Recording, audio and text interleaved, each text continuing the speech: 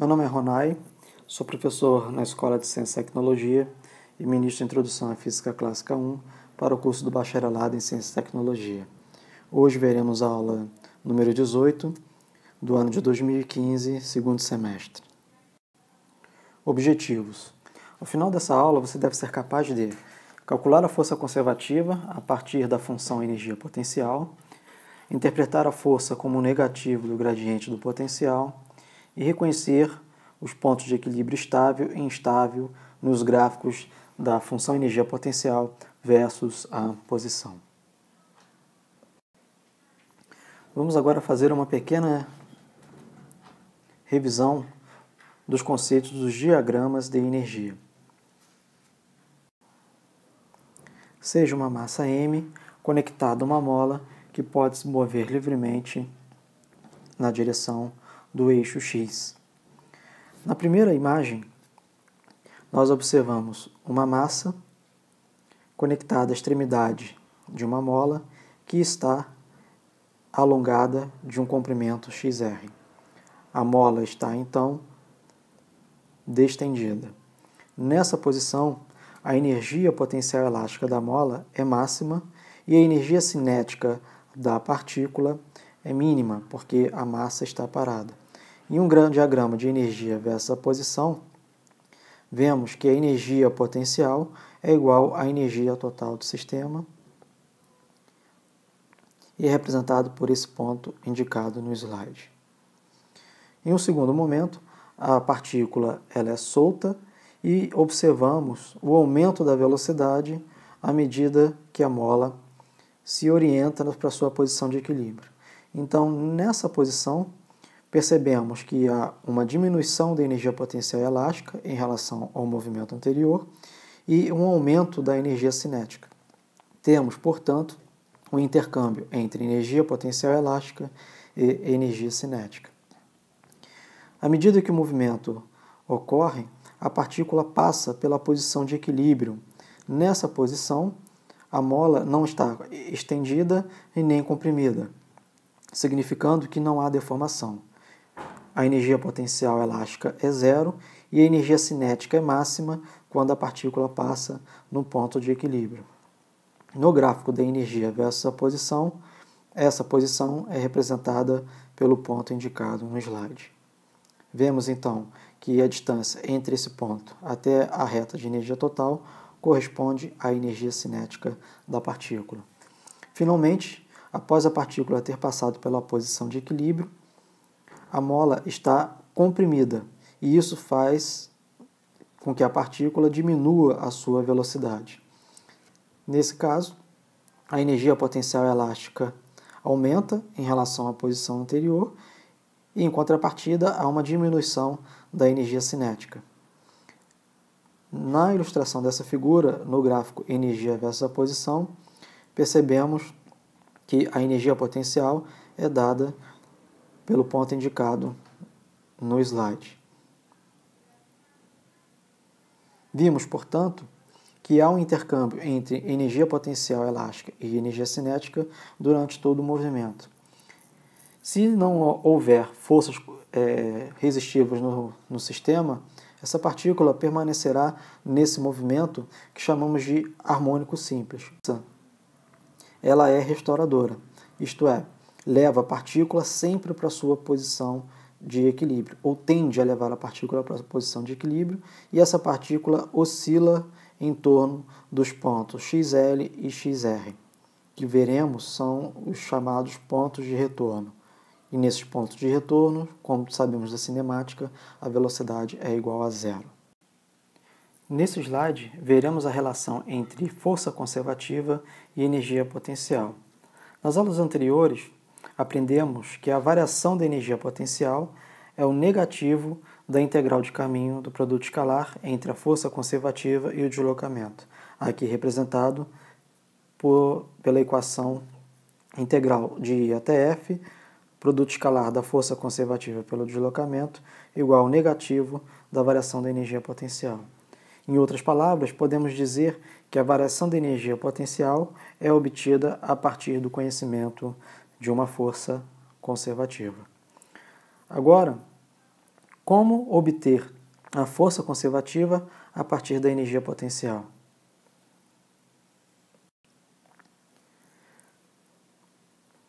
Para o trabalho infinitesimal de uma força conservativa, sabemos que ela é igual ao negativo da variação infinitesimal da energia potencial. O trabalho infinitesimal, por sua vez, é o produto escalar entre a força conservativa e o deslocamento, que é igual a menos du. Se multiplicarmos ambos os lados dessa equação por um vetor unitário r, posso escrever a seguinte expressão.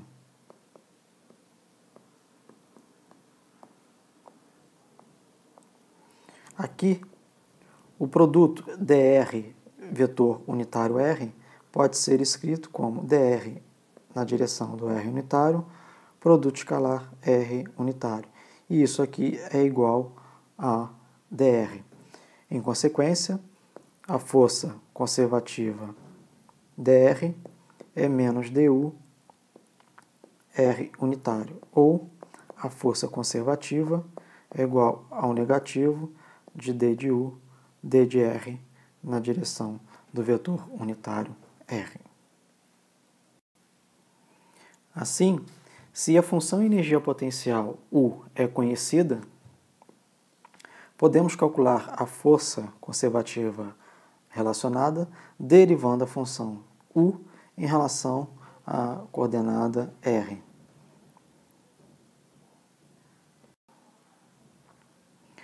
Para coordenadas cartesianas no espaço x, y, z, a força conservativa, então, pode ser obtida a partir das derivadas parciais da função energia potencial ao longo de cada direção.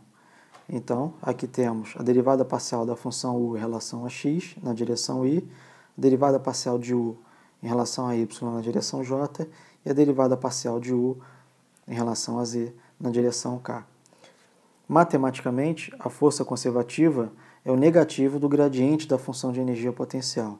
Então, a expressão anterior pode ser compactada de uma forma muito elegante utilizando o operador diferencial nabla, que é esse símbolo delta invertido, logo chama-se nabla, com um sinal de vetor, porque este operador é um operador diferencial, que significa as derivadas parciais dd de xi mais dd de yj mais dd de zk aplicado à função u. Então, vemos que a força conservativa tem o sentido da diminuição da energia potencial. Em um gráfico da energia potencial versus a posição, e nesse caso representado por essa curva azul, a força é o negativo da declividade do gráfico da energia potencial. Veja que a força ela é d de u, d de r, e d de u, d de r é a derivada, que no gráfico u por r nada mais é do que a inclinação da curva u de r em um determinado ponto. Portanto, nesse gráfico, a inclinação da curva é negativa, significando que a força no ponto considerado é positiva e a força aponta no sentido da diminuição da energia potencial. Veja que a energia potencial no ponto iluminado é maior que a energia potencial no segundo ponto iluminado. Então, a energia potencial diminui à medida que x aumenta. A força ela é orientada no sentido dessa diminuição da função u, sendo, portanto, uma força positiva orientada no sentido do eixo x positivo. Vamos tentar entender essa relação entre força conservativa e energia potencial de um ponto de vista mais fenomenológico. E mais importante, entender o que significa a força tem o sentido da diminuição da energia potencial. Então, preste atenção nessa figura 1. Vamos definir o ponto zero como um ponto de energia potencial zero. Assim, na mão do sujeito, temos o ponto de referencial zero.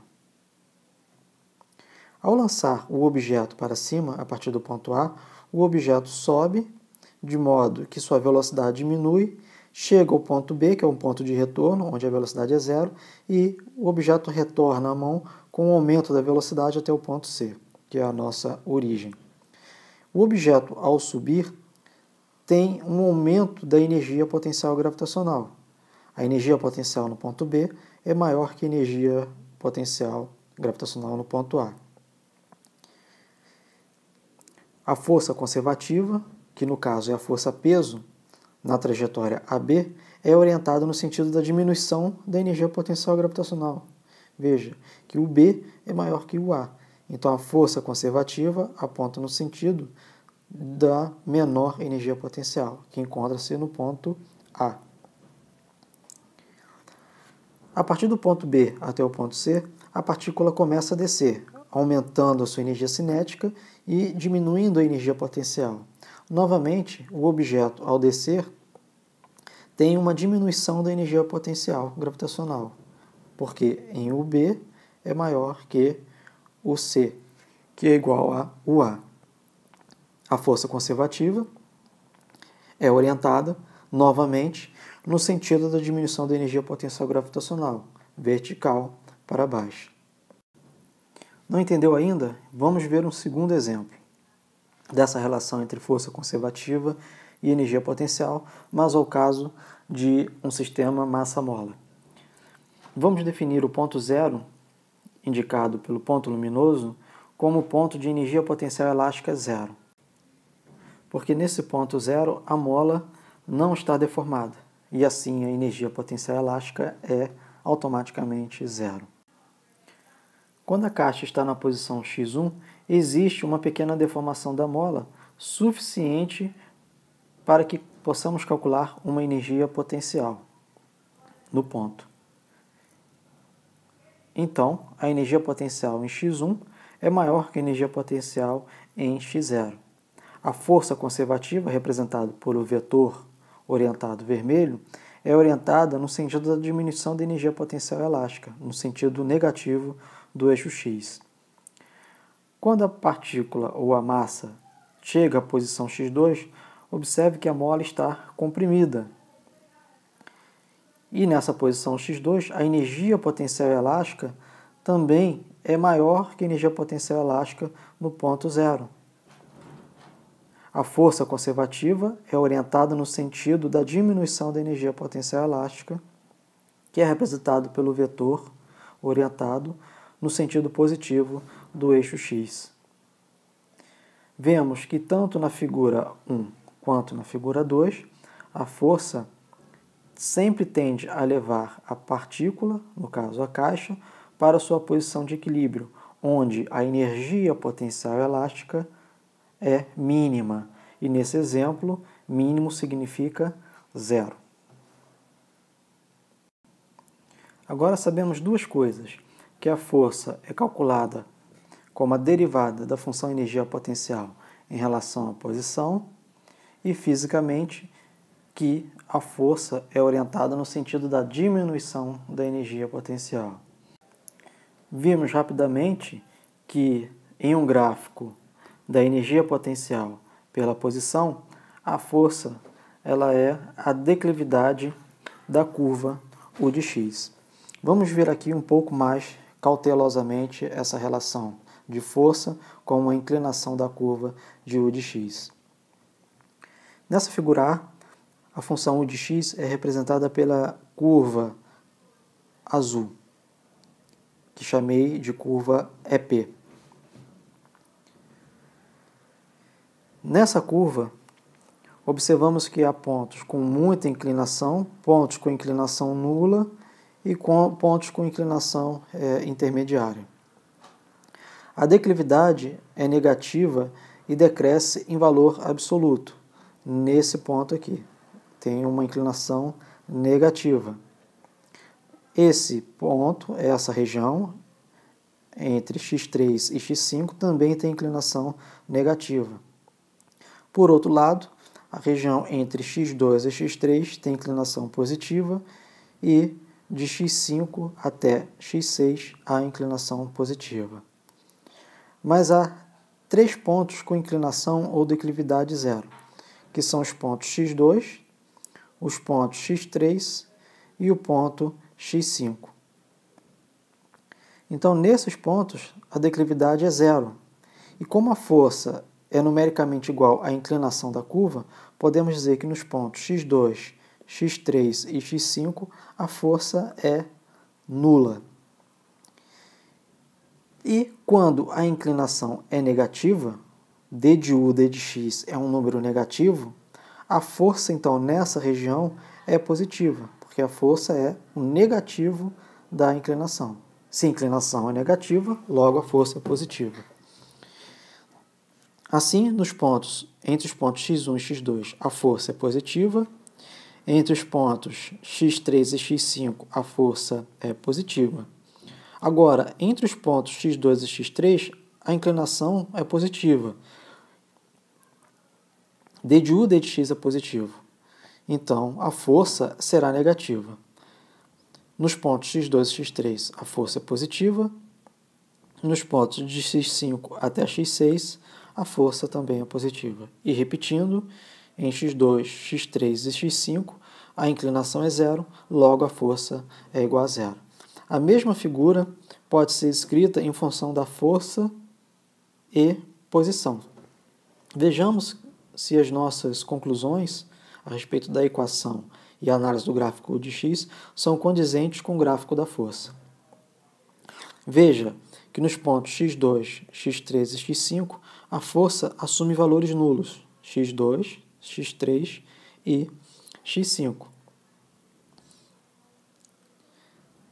Entre x1 e x2, a força é positiva, e realmente é quando analisamos a figura B.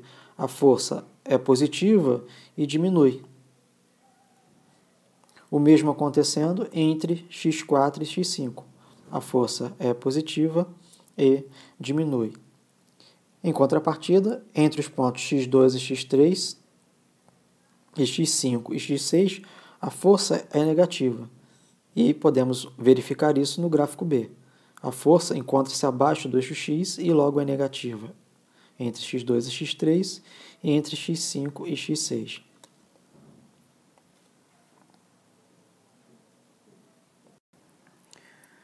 Somos capazes agora de definir um conceito muito importante, que é o conceito de ponto de retorno, que já sabemos lá de cinemática que significa um ponto onde a velocidade é igual a zero.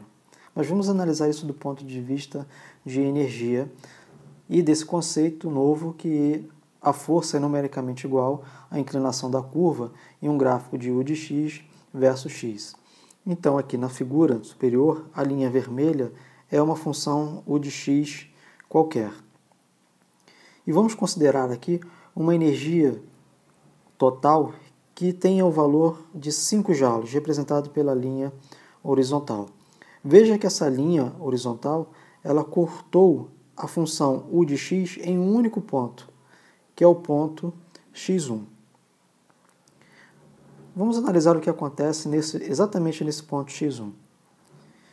Se a energia cinética ela é dada como a energia total menos a energia potencial, temos que a energia potencial ela sempre vai ser um número menor ou igual a E. Caso contrário, se U tivesse um valor, por exemplo, de 6 joules para uma energia total de 5 joules, o cálculo forneceria uma energia cinética de menos 1 joule. E uma energia cinética negativa significa uma velocidade complexa, algo que não é possível para esse fenômeno. Do ponto de vista físico, a partícula não será observada nas regiões menores que x1, regiões que antecedem a x1, ou nas regiões onde a energia potencial é maior que a energia mecânica, porque nessa região eu teria uma energia cinética negativa, algo que não é possível. Exatamente sobre x1, a energia cinética será mínima, a energia cinética é igual a zero, porque você está dizendo que sua energia total, E, vale 5, num ponto de interseção com a função u de x, que também vale 5. Então, E é igual a U, levando como consequência que a energia cinética é igual a zero. Observe que no ponto x1, a inclinação da curva U de x por x é negativo. E pelo nosso conceito de força como negativo da inclinação, a força nesse ponto é positiva, significando que, à medida que a partícula se aproxima do ponto x1, existe sobre ela uma força restauradora que vai levá-la para longe de x1. Vai levá-la para onde? Para um ponto de menor energia potencial. Então, esse ponto x1 é o que chamamos de ponto de retorno. No ponto de retorno, atuará uma força restauradora muito intensa, de modo a levar a partícula novamente para a posição de menor energia potencial. E o ponto x2 é esse ponto. Em x2, a energia cinética é máxima e vale 5 joules, e a energia potencial é mínima, valendo 0 joules. No ponto x5, observamos que a inclinação da curva U de x é zero. Em consequência, a força na região a partir de x5 é nula. A partícula pode ser encontrada numa posição de repouso ou uma posição onde a velocidade é constante. Em termos de energia, uma região de energia cinética constante. E nesse caso, a energia cinética vale 1 joule. Assim, uma outra definição importante é o que chamamos de ponto de equilíbrio, um ponto onde a partícula não está sob ação de força resultante, podendo ser encontrada em repouso ou em movimento retilíneo uniforme. E se observarmos com mais atenção, há outros pontos nessa curva de U de x por x, onde a inclinação é zero. São os pontos x2, x3 e x4. Analisando a figura imediatamente abaixo, que é a figura da força pela posição x, somos capazes de observar que em x2, x3 e x4 a força é realmente zero. Então, esses pontos são pontos de equilíbrio. Vale ressaltar novamente que no ponto x1, que é o ponto de retorno, a força restauradora é máxima, e que podemos verificar na figura do gráfico da força pela posição. No ponto x1, o ponto de retorno, a força é máxima. Os pontos de retorno serão, de certa forma, definidos pelo valor da energia total que atribuímos ao sistema. Nessa figura, estamos definindo, primeiramente, a energia total como tendo o valor de 4 joules. Vemos que essa reta paralela intercepta a curva de energia potencial em dois pontos, nos pontos x1 e no ponto x5. No ponto em x1, a energia mecânica vale 4 joules. Em x1, a energia potencial também vale 4 joules. E a energia cinética é zero, consequentemente a velocidade é igual a zero. No entanto, o corpo não pode permanecer parado nesse ponto, porque a inclinação da curva d de u de x é muito grande e negativo. E pela nossa relação de força como o negativo da inclinação, leva a uma força positiva muito intensa, no sentido do eixo x positivo. Observe que para x menor que x1 é uma região proibida, porque a energia potencial é maior que a energia mecânica e teríamos uma região de energia cinética nula. O ponto x1 é o nosso ponto de retorno. No ponto 2, o segundo ponto de retorno sobre x5, a energia mecânica vale 4 joules, a energia potencial também vale 4 joules, a energia cinética é zero e a velocidade é zero. Daí o ponto de retorno. Mas, diferentemente no caso anterior, o estado do movimento do corpo é mantido, porque nesse ponto x5, a inclinação d de u d de x é zero. A força é zero, a aceleração é zero, significando que a partícula pode ficar nesse ponto sem se mover, ou seja, com velocidade zero. Mas, na verdade, ao chegar a x5, o possível é que a partícula permaneça em movimento retilíneo uniforme para valores maiores que x5. Dizemos que essa região x maior que x5 é um ponto de equilíbrio indiferente, que significa força nula e o movimento retilíneo uniforme variado, repouso ou velocidade constante. Vamos escolher agora uma energia mecânica um pouco menor, no caso 3 joules, representado pela linha horizontal vermelha. Vemos que essa curva intercepta a curva de energia potencial em 3 pontos, 1, 2 e 3. Temos, portanto, 3 pontos de retorno.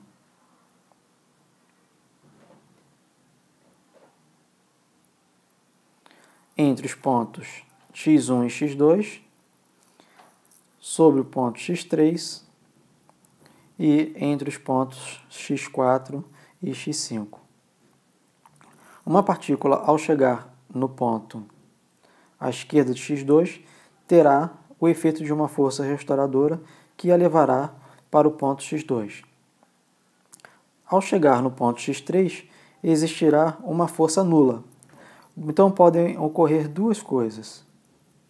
Ou a partícula permanece nesse ponto indefinidamente, ou, se perturbada, ela poderá retornar para a posição x2 ou seguir adiante para a posição x4 até ela chegar à posição de retorno entre x4 e x5.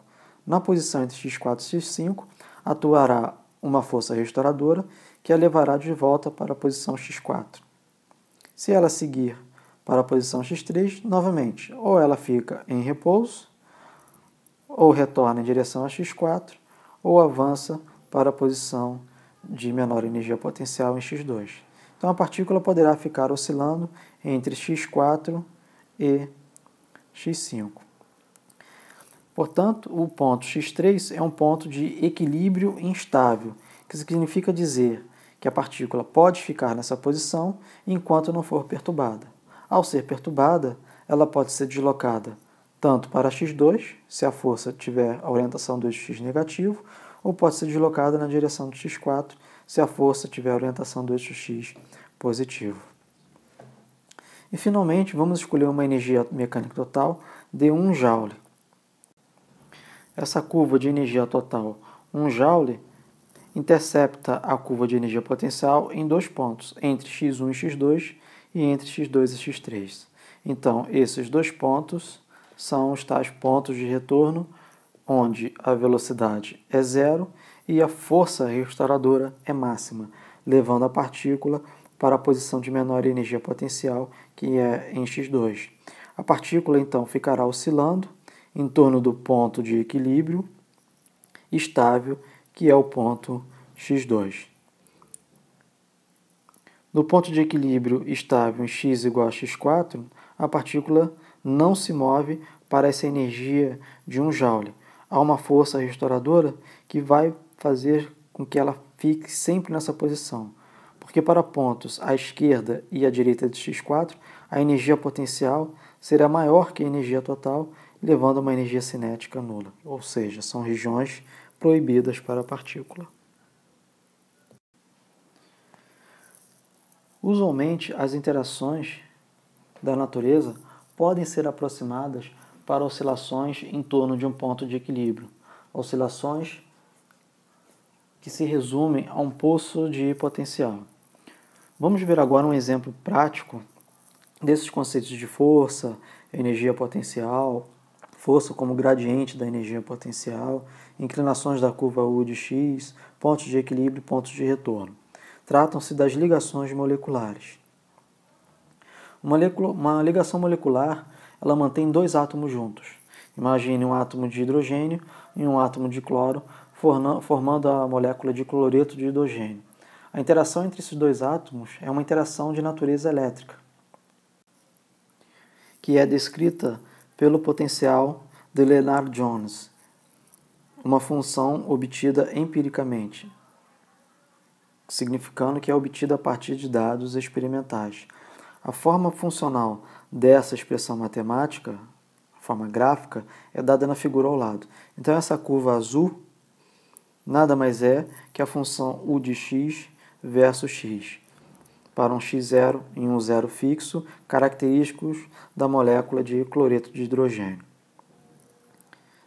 Analisando essa curva, vemos que há um ponto de mínimo, e esse ponto de mínimo está localizado em 0,13 nanômetros, que é a distância mínima entre os átomos de hidrogênio e cloro. Ao definirmos uma energia mecânica total com o valor de 0,35 vezes 10 a menos 18 joules, condicionamos dois pontos de retorno, um em 0,1 nanômetro e outro em aproximadamente 0,2 nanômetros. Esses pontos de retorno correspondem às distâncias que os átomos podem ter entre si. Então, em 0,1 significa que a separação entre o átomo de hidrogênio e o átomo de cloro é de 0,1 nanômetro. 0,2 significa a distância de separação entre o átomo de hidrogênio e o átomo de cloro. Assim, a oscilação existente entre os dois átomos de hidrogênio e cloro não poderão ser inferiores a 0,1 nanômetro, ou seja, ela não vai se aproximar mais do que isso, e nem pode se afastar mais do que 0,2 nanômetro uma da outra. Isso é ponto fácil de ver. Se a distância de separação fosse menor que 0,1, a energia potencial seria maior que a energia total, o que acarreta uma energia cinética igual a zero. Do mesmo modo, se a separação for da ordem de 0,03, estamos numa região proibida, porque nessa região a energia potencial é maior que a energia total. Então, você não pode ter uma separação maior para essa partícula com uma energia de 0,35 joules. Dizemos que os átomos oscilarão para frente e para trás entre esses dois pontos de retorno, um em 0,1 e outro em 0,2, que são os pontos de separação entre os átomos. De outro modo, estamos dizendo que o comprimento de ligação oscila aproximadamente em 0,1 nanômetro e 0,18 nanômetros. Agora suponha que aumentamos a energia potencial para 1,25 vezes 10 a menos 18 joules. Isso poderia ocorrer se a molécula absorvesse alguma luz. Para essa energia, não existe ponto de retorno à direita, de modo que os átomos continuarão se afastando. Elevar a energia da molécula para E2 quebrará a ligação molecular. Se acontecer dos átomos estarem se movendo juntos, no instante em que a energia é alterada, eles ricochetearão uma última vez, pois ainda existe um ponto de retorno à esquerda, que é o ponto de interseção entre a energia total e a curva de energia potencial. E depois se afastarão um dos outros, até mais que não retornarão. A ruptura da ligação molecular pela absorção de luz é o que chamamos de fotodissociação. Trata-se de um importante processo na confecção de circuitos integrados. Perceba que o ponto de mínimo, esse ponto de equilíbrio estável, pode ser obtido da força. Então, essa força de Lennard-Jones ela foi obtida da derivada da função u de x em relação a x. Ao fazer a força igual a zero, podemos determinar para que valor de x f é igual a zero em termos de x0. O valor de x mínimo é 1,12 x0. Para o x0 do átomo, para a molécula de cloreto de hidrogênio, o x mínimo equivale a 0,13 nanômetros. Aqui um exemplo mais clássico e cotidiano que todos devem perceber. A pista de skate se parece muito com o poço de potencial de Lennard-Jones. O skatista ele oscila em torno de uma posição de mínimo, porque ao chegar nos pontos de retorno, que são os pontos à esquerda de x mínimo e o ponto à direita de x mínimo, existe uma força restauradora que tende a levar o skatista para o ponto de mínimo. Se o skatista estiver em x igual a x mínimo, ele pode permanecer lá em repouso. é um ponto de equilíbrio estável. Se ele estiver à esquerda do valor mínimo, onde x é menor que x mínimo, então a pista exerce uma força sobre ele que aponta para a direita. Fx é maior que zero. Veja que a inclinação do potencial aqui é negativo, implicando uma força positiva ao longo do eixo x. Quanto mais ele se mover para a esquerda, quanto mais alto ele for, mais será essa força que o tenderá a levar para o centro. No lado direito da pista, para x maior que x mínimo, a inclinação do potencial é positiva e a força será negativa, apontando no sentido do eixo x negativo. Temos uma força ajustadora do tipo de um sistema massa-mola, ou que obedece uma força que é a lei de Hooke, F igual a menos kx.